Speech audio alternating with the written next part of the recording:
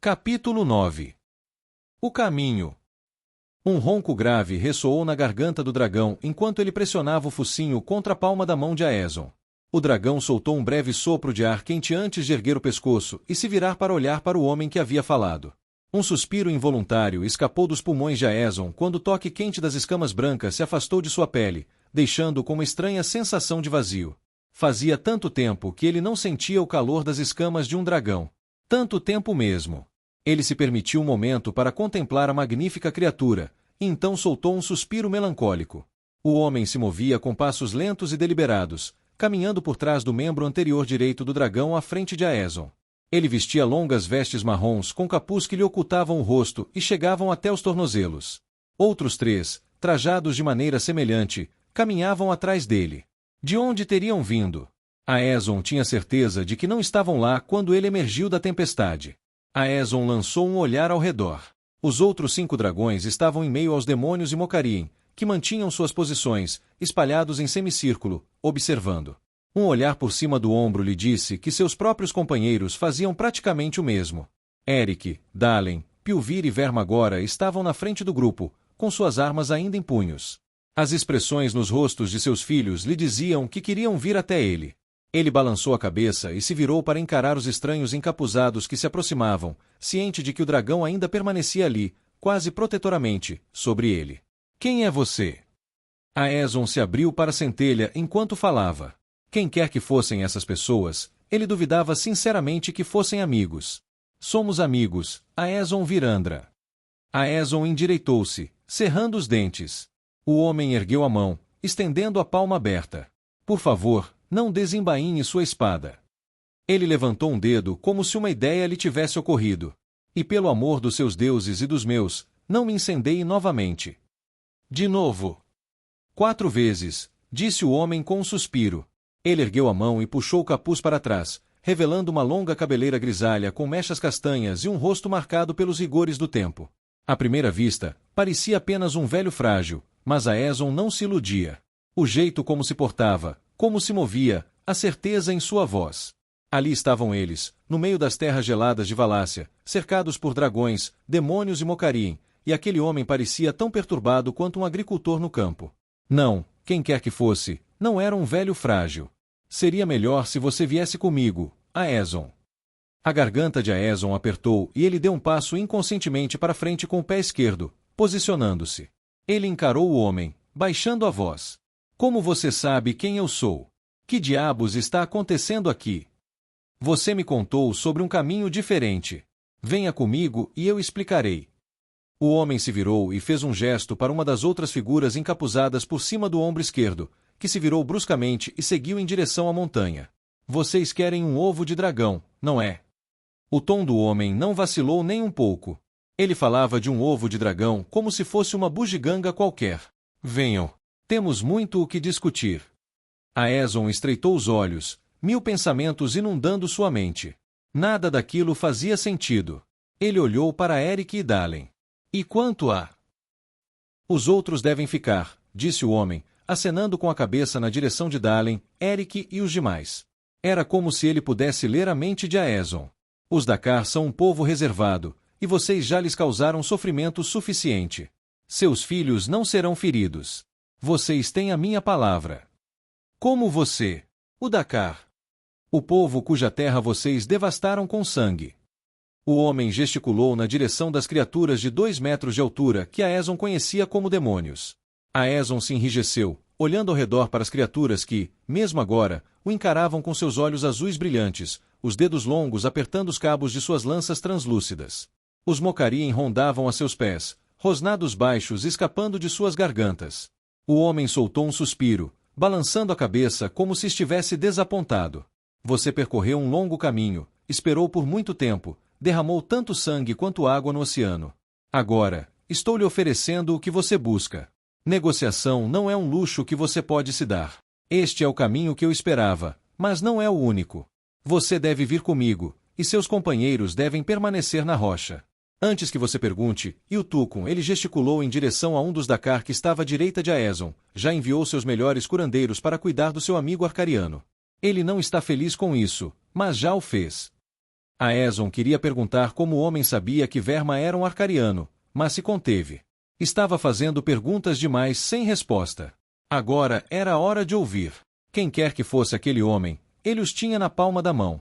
Se você tocar em um fio de cabelo sequer da cabeça deles, você vai arrancar minha cabeça dos meus ombros. Eu sei.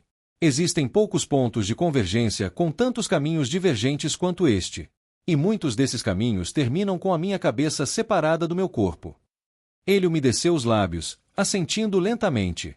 Mas é importante que você saiba que você, seus filhos e todos que estão com você morrem em todos os caminhos, exceto naquele em que você me segue.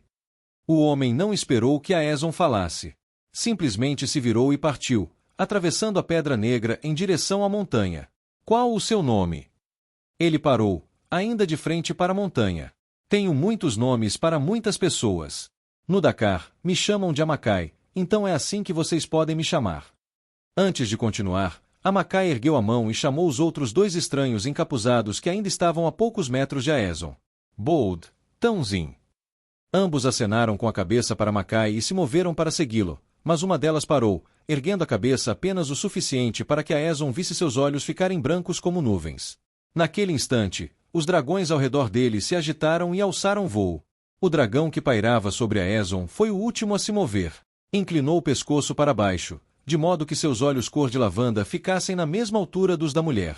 O dragão abaixou a cabeça, depois se virou para olhar para Aeson antes de lançar uma rajada de ar sobre ele, ao bater as asas e alçar voo. Aeson observou a criatura erguer-se e planar pelo céu, contorcendo-se e girando, desviando-se dos dragões menores. A visão o fez lembrar de antes da queda. Antes de Fanny e Eltoar terem incendiado o mundo. Ao baixar o olhar, ele se viu encarando os olhos da mulher, que haviam mudado de um branco puro para uma íris de um castanho intenso. Se não tivesse visto a mudança em seus olhos, jamais teria percebido, mas agora tinha certeza. Você é uma druida. Ela ergueu uma sobrancelha, divertida, um leve sorriso se formando no canto dos lábios, depois se virou e caminhou em direção à montanha. Cada passo ecoava pelo longo corredor de gelo e rocha, enquanto Aeson caminhava ao lado de Amacai e do Dakar a quem chamava de Utukun. O Dakar era mais de 30 centímetros mais alto que Aeson, os músculos de suas pernas com dupla articulação se contraindo a cada passo, enquanto a pele se esticava ao redor dos ossos grossos. Aeson nunca tinha visto criaturas como os Dakar. Eles eram quase tão altos quanto Jotnar, sua pele branca como a neve, e agora que não estavam tentando matá-lo, Aeson podia ver as escamas no corpo de Utukun brilharem e cintilarem como vidro negro. Os dois druidas, Tãozin e Bold, caminhavam atrás deles, ladeados por mais 4 guardas de Dakar que empunhavam lanças negras. O corredor tinha pelo menos 6 metros de altura e mais de 4,5 metros de largura, com um teto curvo. A suavidade e a precisão da construção só poderiam ter sido alcançadas através da centelha. Esculpir uma passagem como essa no coração de uma montanha sem a centelha teria sido quase impossível. Até mesmo os anões buscaram a ajuda de magos, e ainda assim. Antes que perguntem, disse Amacai, virando a cabeça, não, o Dakar não pode tocar no Spark. Sim, eles mesmos escavaram os túneis. E sim, alguns falam a língua comum. Taclicum. O quê? Aeson olhou para o homem, uma curiosidade crescendo dentro dele, misturando-se com a raiva que fervilhava em seu sangue. Druidas eram irritantes. Taclicum. Ah, desculpe. Às vezes me precipito. A armadura em seus corpos não é de escamas, é Taclicum. Traduzindo livremente, significa vidro do coração. É a mesma rocha negra que você já viu por todo o continente. Eles a fundem com seus corpos quando se tornam adultos. É um rito de passagem. Aeson fez menção de falar, mas se viu virando-se, a curiosidade falando mais alto enquanto observava atentamente as escamas negras brilhantes no peito e nos braços de Utukun, apenas para ver o Dakar encarando de volta. Ele voltou o seu olhar para Amacai. Eu não perguntei sobre as escamas deles. Você ia fazer isso. Aeson passou a língua pelos dentes do fundo da boca. Isso está ficando bem irritante. Foi o que me disseram, respondeu Amacai, dando de ombros. Mas não é tão irritante quanto ver a mesma conversa se repetir 100 vezes, com apenas pequenas mudanças, e ainda ter que repeti-la. Aeson parou abruptamente, e Utukun e os outros se enrijeceram junto com ele. Apenas Amacai parecia imperturbável. Você é um druida das sementes. Muito bem, meu rapaz. Essa foi a descoberta mais rápida que você já fez. A expressão do homem mudou, sua testa franzindo, os olhos se estreitando. Ele se aproximou de Aeson, seu olhar frio. Se você contar a alguém o que eu, Bold ou Townsend somos, eu mesmo passarei a faca pela garganta de seus filhos. A fúria dominou Aeson como uma represa que se rompe. Ele agarrou punhados das vestes de Amacai e o arremessou contra a parede de pedra fria do túnel. Diga isso de novo e você vai se engasgar com o próprio sangue. Amacai encarou Aeson, sem piscar. Suas palavras eram lentas e calmas. Você viu 400 anos irem e virem. Você viu sua ordem cair, seus parentes morrerem. Seu dragão foi arrancado de você. Ela não era minha dragão. Aeson rugiu, arremessando o homem com mais força contra a parede, a tristeza e a agonia em seu coração partido apenas alimentando sua fúria. Eu não a possuía. Ela era minha alma. Ele respirou fundo, tentando apagar o fogo em suas veias. Só porque você viu as coisas não significa que as entende, druida. Fale de Liara novamente e eu alimentarei a pedra com seu sangue. Aeson se inclinou para mais perto, de modo que pudesse ver seu próprio reflexo nos olhos do homem. Ele estava mais do que ciente das lanças de obsidiana apontadas para suas costas pelo Dakar. Continue, olhe para o futuro. Veja se estou mentindo. Eu me expressei mal, disse Amacai, olhando para os punhos de Aeson pressionados contra seu peito. Essas palavras foram mal escolhidas. Embora eu veja os caminhos, às vezes os passos podem mudar quando a jornada permanece a mesma. O que você sofreu não é algo trivial. Ele respirou fundo. Se você me libertar, mostrarei algo que poderá aliviar sua dor. Aeson encarou o velho druida, depois, com o maxilar ainda cerrado, soltou as vestes de Amacai e deu um passo para trás. O som de movimento atrás dele o fez perceber que os Dakar haviam recolhido suas lanças. Amacai assentiu com a cabeça. Venha! Chegou a hora. O corredor subia lentamente montanha acima, estendendo-se por centenas de metros até chegar a uma gigantesca porta circular com mais de 9 metros de diâmetro. A própria porta parecia ser feita do mesmo vidro negro, vidro-coração, que os Dakar usavam para fabricar suas armaduras e lanças. Era negra como carvão, mas a porta cintilava quando a luz das lanternas do corredor a tocava. Gravuras intrincadas adornavam sua superfície, algumas parecendo meros redemoinhos e espirais, outras mais semelhantes a runas.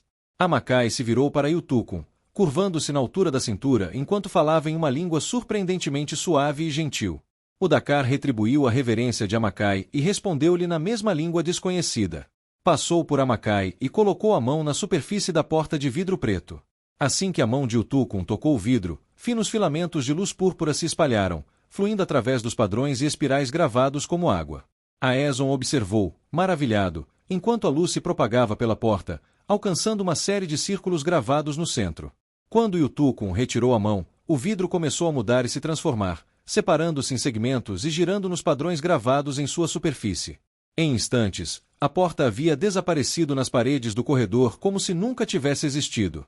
A única marca de sua presença era uma borda preta sólida que percorria toda a extensão da parede, brilhando com uma tênue luz púrpura. Assim que a porta se abriu, uma onda sonora invadiu Aeson.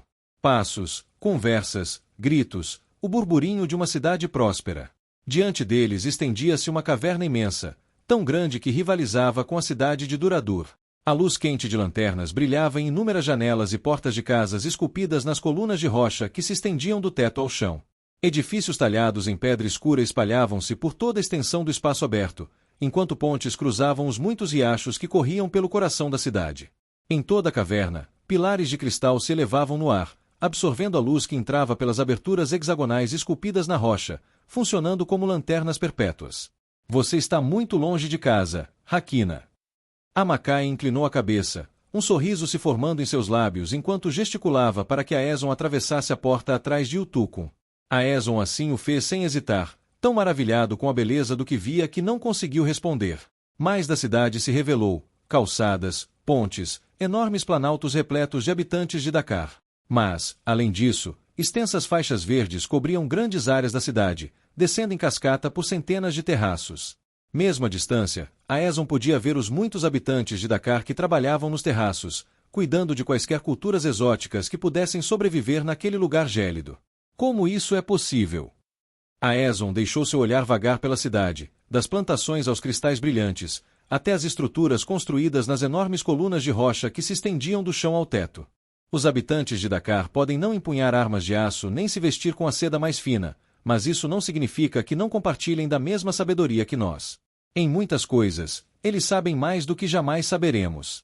Eles são um com este lugar, respondeu Amacai, aproximando-se de Aéson e contemplando a cidade. É realmente espetacular. O vidro-coração faz parte deles, está intrinsecamente ligado à sua própria existência.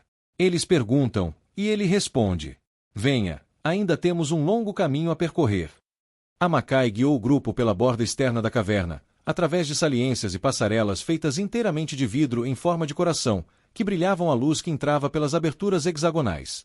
Enquanto caminhavam, Aéson viu Mocarien e outras criaturas vagando pela cidade como se fossem dóceis como cães, misturando-se aos Dakar.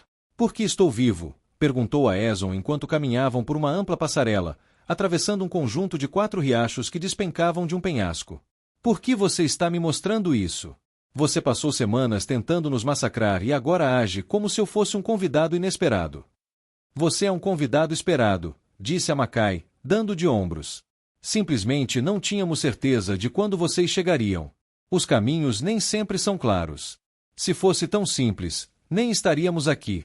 E até termos certeza de que eram vocês, e de que este era o caminho certo, vocês não passavam de intrusos nestas terras. Invasores, conquistadores. Houve um tempo em que os Dakar acolhiam forasteiros. Os elfos chegaram a estas terras logo após a perdição em Aedra, durante a Era da Expansão. Os humanos ainda nem sequer haviam fugido das costas de Terroncia. A princípio, falaram de paz e comércio, mas quando os Dakar se recusaram a negociar vidro-coração e ovos de dragão, os elfos recorreram ao que conheciam melhor, sangue e aço. Mas os elfos não trouxeram Draleide consigo, e nunca antes haviam enfrentado a fúria dos dragões valacianos. Ainda assim, a guerra que se seguiu devastou Valácia, e o número de Dakar só se recuperou recentemente.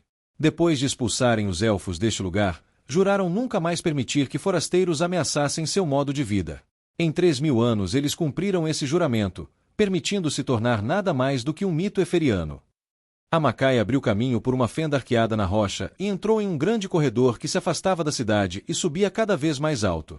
Cada expedição aqui ameaça esse mito, ameaça a segurança do Dakar e tudo o que ele protege. Seus avisos são brutais, e eles permitem que apenas um pequeno número fuja para afastar os outros, mas esta é a casa deles, e eles a protegem com a mesma ferocidade com que você protege seus filhos. E, no entanto, aqui estão vocês e seus druidas. Aéson olhou por cima do ombro para Bold e Townsend, que caminhavam silenciosamente atrás deles, ladeados por guardas de Dakar. Meu povo e os Dakar têm um entendimento. Conheço Yutucan há muitos anos. Quando os humanos fugiram de Terroncia, estabeleceram-se em muitos lugares. Eferia, Carvos, Narvona, Ardan, Tatus, Valácia. Embora essa história por si só levasse muito tempo para ser contada, muito mais tempo do que você tem. Aéson manteve o olhar fixo em Amacai, estudando o rosto do homem, o brilho em seus olhos, a firmeza de seu andar, as marcas do tempo em sua pele. Agora que o observava com mais atenção, poderia jurar que já vira aquele rosto antes. Mas isso fora há 400 anos. Você fala dessas coisas como se as tivesse visto pessoalmente. Amacai deu um meio sorriso para Aéson, depois parou, gesticulando em direção a outra porta circular de vidro preto embutida na parede do corredor à direita. Chegamos. Aéson fez menção de caminhar em direção à porta, mas parou quando uma mão pressionou seu peito. Ele ergueu os olhos e viu Yutucan encarando. O rosto do Dakar não era muito diferente do de um humano, mas era mais plano, seus traços mais angulares, os ossos visíveis através da pele como se a carne tivesse sido moldada e esculpida ao redor deles. Seus olhos eram ovais e de um azul brilhante. Foi somente agora, ao encontrar o olhar de Yutucan, que Aéson percebeu que os olhos do Dakar escureciam no centro, não como os de um humano, mas de forma mais gradual, desvanecendo de um azul brilhante para um quase preto. O Dakar o encarou, sem piscar. Quando falou, as palavras foram lentas e sua voz áspera. Esta, disse ele, gesticulando pelo corredor em direção à porta de vidro preto, é a minha casa. Respeito, mostre. Através desta porta, Kukulkan é o mestre. Respeito. Aéson inclinou a cabeça. O imponente Dakar não havia falado desde que entraram na montanha. Aéson simplesmente presumiu que Yutucan não entendia a língua comum. Você tem a minha palavra.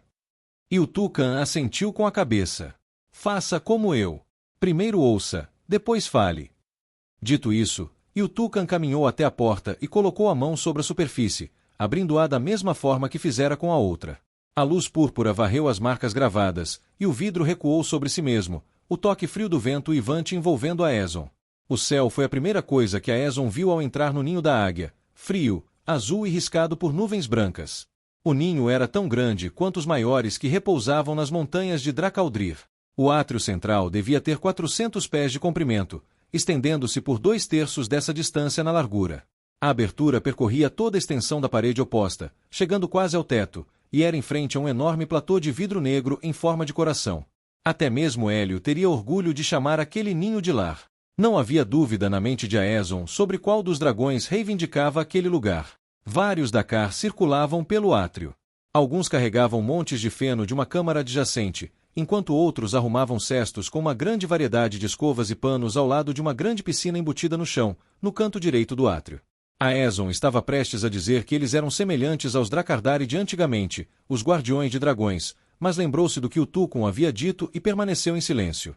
Eles ficaram ali, observando os guardiões de dragões de Dakkar cuidarem de seus afazeres, até que finalmente o Tucum falou: meu povo derramou o sangue de vocês nesta lua.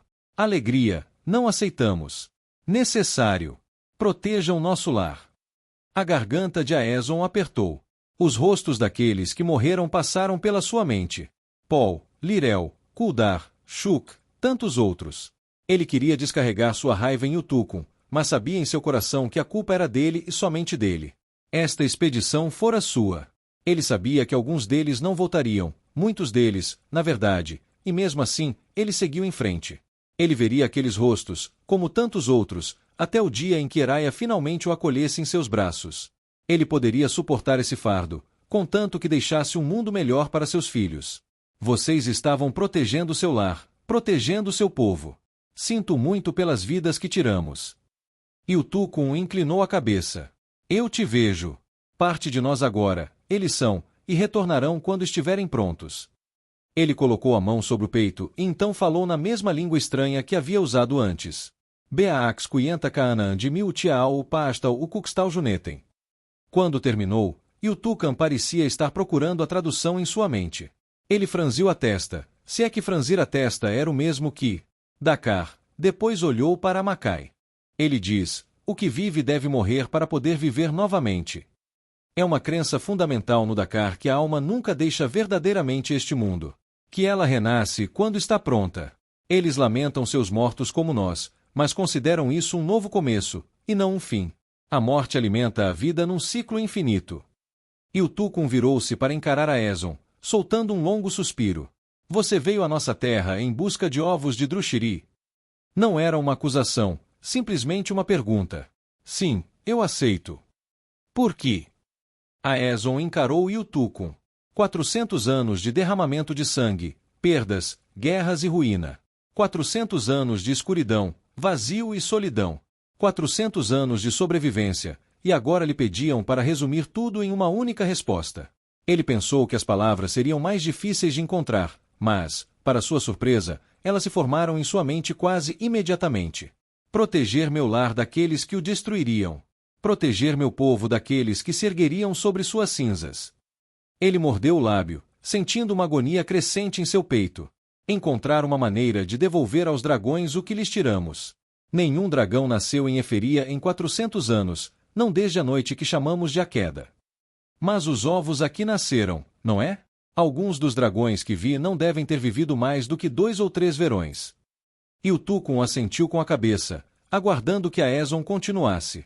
Não sabemos por que os ovos pararam de eclodir, mas o que eu sei é que eu e minha família falhamos com eles.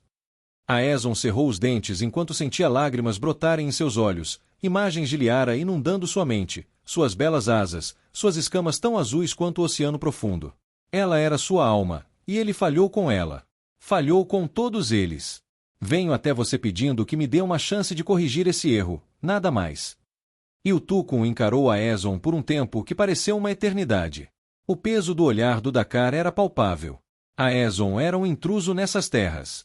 Ele havia derramado sangue e deixado morte em seu rastro, e agora pedia a Yutuco um presente que nem ele mesmo tinha certeza se daria se a situação fosse inversa.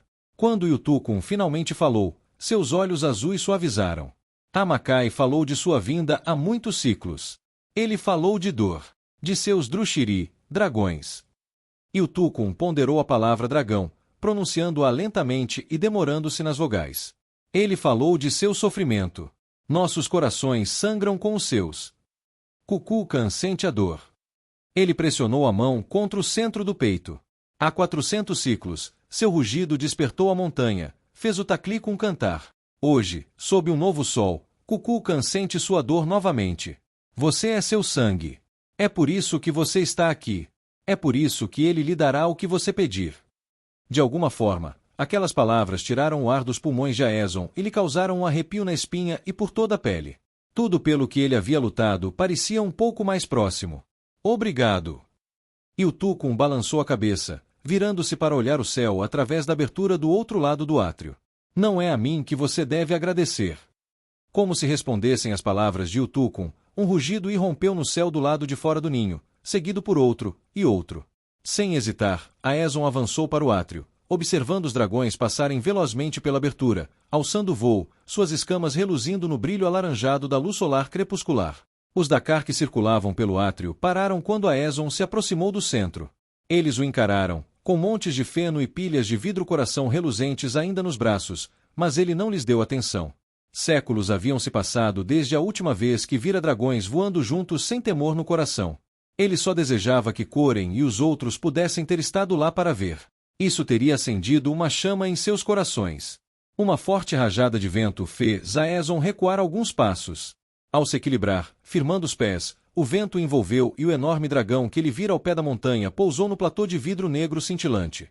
Todo o ninho tremeu, e a própria montanha pareceu gemer sob o peso do grande dragão. Com a luz do sol banhando e o vidro negro em forma de coração brilhando como se estivesse repleto de estrelas, o enorme dragão parecia resplandecer. As pregas no pescoço de Kukulkan se eriçaram quando ele abaixou a cabeça pela abertura no átrio. Um estrondo profundo ressoou na garganta do dragão, seus lábios se retraindo para revelar fileiras de enormes dentes de alabastro. Seu hálito quente causou um arrepio na pele de Aeson. Aeson deu um passo à frente, fitando os olhos lavanda do dragão. Ele podia senti-lo. Não como sentirá com Liara. Nada jamais se compararia àquilo. Não, isto era mais sutil, como os sussurros do vento. Grande tristeza e perda se agarravam ao dragão, mas isso era compensado por doses iguais de orgulho e poder. Kukulkan encarou Aeson até que o ronco em sua garganta se dissipou, e então pressionou a ponta do focinho contra o peito de Aeson. Tanto o orgulho quanto o poder desapareceram, e tudo o que Aeson conseguia sentir era afinidade e mágoa. Ele colocou as palmas das mãos nas escamas quentes do dragão e encostou a testa em Kukulkan. Do GRYR Aidria Tilmia Elvin, Azarin Miavrai, e de Lirayar. Tu trazes honra ao meu coração, e tens a minha gratidão, anciã. Aeson não tinha certeza se Kukulkan havia entendido suas palavras, mas não tinha dúvidas de que o dragão conhecia suas intenções. Kukulkan é o mais velho dos dragões. A voz de Amacai ecoou no átrio, seguida por passos. Ele viu mais de 1000 verões chegarem e passarem. Mas ele não tem muito tempo neste mundo, no máximo um século. Os passos pararam atrás de Aeson. Relutantemente, ele afastou a testa do focinho de Kukulkan, deixando uma das palmas das mãos repousar sobre as escamas do dragão. Aquela sensação áspera sob seus dedos, aquele calor, era como estar em casa. Ele se virou e viu Amacai atrás dele, os dois druidas, Bold e Townsend, à sua direita, e o Tukun e os guardiões de dragões de Dakar à sua esquerda. Sei que você tem muitas perguntas, mas não estou disposto a dar as respostas. Você precisa aceitar isso. Embora haja coisas, Amacai parou de falar, olhando para a esquerda. Aeson levou alguns instantes para perceber o que o druida vira, mas então uma tênue luz branca, não maior que uma maçã, surgiu, flutuando no ar como um baldir. A luz branca rasgou o ar em linha reta antes de se espalhar em fendas ao atingir o chão, continuando a se alastrar até parecer uma ferida no próprio tecido do mundo. O centro da luz se dissipou, revelando uma caverna iluminada por lanternas do outro lado. Antes que pudesse assimilar o ocorrido, 4 Dakar com longas túnicas brancas drapeadas sobre os ombros entraram no átrio. É uma porta de entrada. Os 4 Dakar se ajoelharam, juntaram as mãos ao peito e proferiram uma saudação em Dakari. As palavras se dissiparam nos ouvidos de Aeson. Ele afastou os dedos do calor das escamas de Kukulkan enquanto caminhava em direção ao portal que rasgava o mundo. Atrás de Dakar, ajoelhado, estava um quinto. Vestes roxas. Mechas de vidro em forma de coração adornavam seus ombros, e junto ao peito, um ovo de dragão com escamas de um branco puro. O ovo era grande, talvez 30 centímetros de comprimento e metade disso de largura. Aeson não conseguiu conter o sorriso enquanto a luz que entrava pela abertura na parede banhava as escamas brancas com um brilho alaranjado. A palavra lindo havia se instalado permanentemente em sua mente desde que vira os dragões lá fora, mas aquilo era algo completamente diferente. Ali, nos braços daquele Dakar, estava o futuro. Ter esperança. Quando Dakar, de vestes roxas, entrou no átrio, os outros 4 se levantaram e se posicionaram aos pares, um de cada lado do portal. Finalmente, uma sexta pessoa atravessou o portal. Aeson a reconheceu como a figura encapuzada que vira do lado de fora da montanha, aquela que Amacai mandara embora. Era uma mulher de pele bronzeada e cabelos loiro-palha, com olhos brancos como nuvens de ponta a ponta, outra druida. Os olhos da mulher mudaram para um azul profundo quando o portal desabou atrás dela, a fenda no mundo se reparando como se nunca tivesse existido. Una é especial, não é? Ela é uma tecelã do éter. Um dos dons mais raros que existem. Amacai sorriu para o druida, inclinando a cabeça. Obrigado, meu filho. Una retribuiu o gesto de Amacai e permaneceu atrás de Dakar, que vestia uma túnica roxa. Amacai olhou para trás, para Aeson, embora Aeson não conseguisse desviar o olhar do ovo. Como eu estava dizendo, há coisas que você precisa saber. Tenho certeza de que você notou a ausência de Draleide por aqui. Diferentemente dos dragões de Eferia, os dragões de Valácia não precisam do vínculo para chocar ou para manter seu fogo. Seu deus, Varin, nunca o tirou deles. Sua conexão com a estrutura do mundo é algo totalmente único, algo que eu ainda não compreendo. Por isso, eles são muito menos numerosos. Alguns ovos permanecem dormentes por séculos, até milênios. Mesmo agora, não mais do que 50 dragões respiram em toda a Valácia. Aeson sentiu como se uma pedra tivesse caído em seu estômago. Num instante, sua garganta e seus lábios secaram, a esperança que tão tolamente se permitirá sentir arrancada dele. 1 milênio. Amacai assentiu com a cabeça. Possivelmente. Vocês não conseguem ver, em seus caminhos. O pulso de Aeson acelerou. Ele não podia esperar 1000 anos. Eric e Dalen não podiam esperar 1000 anos. Vocês agem como se vissem tudo e soubessem cada palavra que eu vou dizer antes mesmo de eu falar, mas não conseguem me dizer se aquele ovo vai chocar? Ou vocês são mentirosos, ou me acham um tolo.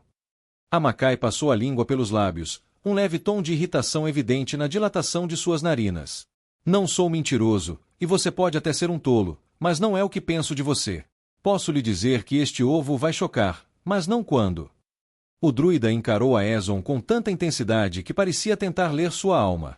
Este é um ponto de convergência, um ponto de encontro de caminhos. Daqui, há um número infinito de trilhas que levam adiante. Cada decisão que você toma, cada palavra que você profere e cada passo que você dá altera o caminho. O ovo pode eclodir em 1 ano, ou em 1000. E em muitos desses caminhos, eu vejo um Draleide. Não é isso que você quer, Rakina? Esperança. Kukulkan está lhe oferecendo isso. Este ovo permaneceu adormecido dentro desta montanha por mais de 800 anos. Sua linhagem remonta ao Drushiri mais antigo a vagar por estas terras. É um tesouro não apenas para os dragões, mas também para os Dakar. Kukulkan o oferece a você na esperança de que ele possa trazer seu sangue de volta à sua terra. Ele lamenta a perda de seus parentes. Amacai gesticulou em direção ao Dakar de vestes roxas, que ainda permanecia imóvel, com as mãos entrelaçadas em torno do ovo. Mesmo que você não viva para vê-lo nascer, você o acolherá. Você será seu guardião e o protegerá enquanto tiver fôlego. Você será aquele que dará aos dragões de Eferia uma nova chance de viver? Aeson deu um passo em direção ao Dakar que segurava o ovo. Ele estudou as escamas brancas, demorando-se onde elas se desvaneciam em um preto profundo nas raízes. Desviou o olhar do ovo para encontrar o olhar do grande dragão que ainda inclinava sua cabeça de escamas brancas pela abertura do átrio. Aeson fitou os olhos lavanda da criatura, quase se perdendo em devaneios, então caiu de joelhos. Posso não ser mais um Draleide. Posso estar quebrado. Minha alma pode estar pela metade, mas ainda estamos ligados. Agradeço-te por este dom de esperança, este dom da vida. E é meu solene juramento que velarei por este ovo, que serei seu guardião até meu último suspiro. E se ele eclodir durante minha vida, se um laço for formado, protegerei o filhote e o Draleide com minha própria vida. Eles serão como sangue para mim. Juro isso a ti, ancião, pelo laço. Mia Nitir Tildir. Draleide Enialdrir, Hakina Naidalva. Duarin Mia Vandair. Minha alma sua. Ligados pelo fogo, quebrados pela morte. Você tem meu juramento. Uma série de rugidos trovejou do lado de fora do ninho da águia, e além do grande dragão, plumas de fogo incendiaram o céu. Dakar, vestido com uma túnica roxa, deu mais um passo à frente e estendeu o ovo para Aeson pegar. Aeson respirou fundo, firmando-se enquanto segurava o ovo nos braços. O calor das escamas blindadas espalhou-se por seus dedos, e ele puxou o ovo para perto do peito. Um alívio como nunca antes sentido o invadiu. Ele fechou os olhos por um instante, enquanto aconchegava o ovo. Eu te protegerei com a minha vida. Aeson atravessou o portal, o ar frio envolvendo, o vento uivando, a pedra negra do ninho da águia substituída pela neve branca. Venha! Seu povo está seguro, disse o Tucum enquanto seguia Aeson, o portal desabando atrás dele. O som da neve rangendo ecoava enquanto Iltucum caminhava, mas o olhar de Aeson estava fixo no ovo que ele segurava nos braços, o brilho do crepúsculo cintilando sobre as escamas brancas. Ele ficou parado na neve, permitindo-se alguns momentos de solidão. Ainda não conseguia acreditar. Por tanto tempo lutara, procurara e esperara, até finalmente se resignar à ideia de que outro dragão talvez nunca nascesse. Inspirou profundamente pelas narinas e expirou lentamente, passando o polegar pelas escamas ásperas. Não vou falhar com você como falhei com ela. Prometo. Aeson ergueu o olhar enquanto seguia Iltucum. À frente, um exército de Dakar guardava seus filhos e seus companheiros. Dalen! Gritou Eric quando Aeson se aproximou. É o pai! Eric e Dalen tentaram correr em direção a Aeson, mas os guardas de Dakar bloquearam seu caminho. Somente quando Aeson e Iltucum os alcançaram, os guardas finalmente se separaram, por ordem de Iltucum. Dalen e Eric correram até ele, arregalando os olhos ao perceberem o que ele carregava nos braços. Pai! Chamou Dalen. O senhor está... É isso. Seu desgraçado. Verma mancava até o lado de Dalen, dando uma risada entre tosses enquanto falava. Seu rosto estava pálido, seus olhos tinham olheiras arroxeadas, e ela fazia uma careta a cada passo, mas estava viva, e por conta própria. Pés. Parecia que a Makai havia cumprido sua palavra. O Dakar enviará curandeiros para cuidar de seus ferimentos. Você conseguiu. Você realmente conseguiu. Auil Naraun Inkara. A luz de Inkara. Pilvir aproximou-se de Aeson com um olhar reverente, com Andir ao seu lado. Nem mesmo um saco para carregar, disse Udur, franzindo a testa. Fearm passou pelo velho guarda da tempestade, boquiaberta. Ela pressionou a mão contra o coração. Um ovo de dragão. Um ovo de dragão de verdade. Aqui está. Malari tirou a bolsa de couro das costas e a estendeu para Aeson. Você pode usar a minha. Aeson acenou com a cabeça para Malari, depois voltou a olhar para o ovo, admirando o brilho de suas escamas. Soltou um longo suspiro, tomado por um alívio imenso, e ergueu o olhar para observar o grupo. Vamos para casa.